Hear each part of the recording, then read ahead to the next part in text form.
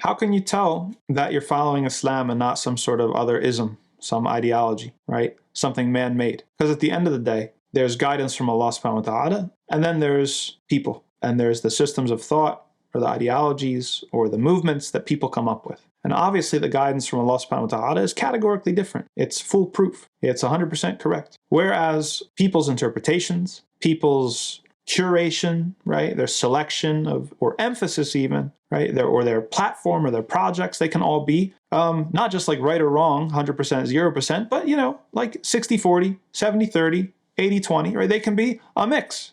There's going to be mistakes.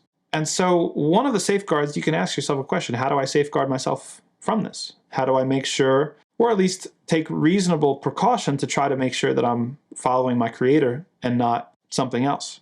It has to do with where you're oriented. Are you oriented towards Allah and His pleasure? Or are you oriented towards reacting to other people? Whether it's history, whether it's politics, whether it's philosophy, whether it's something else. If you're caught in the reaction game, you're going to get swept up in antagonism. You're going to construct your identity and your practice and your beliefs in opposition to whatever you're in opposition to. And some of it's going to be right and some of it's going to be wrong. But if you tie yourself to the fundamental question, what does Allah want from me?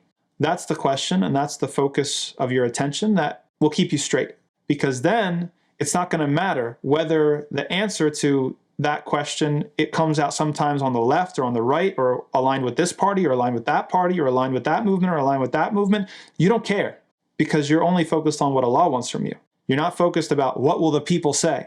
Well, that sounds a lot like what party X says. Well, that sounds a lot like, or looks a lot like what this movement says. You're not going to care, because you're focused on what really matters, and that's what Allah thinks.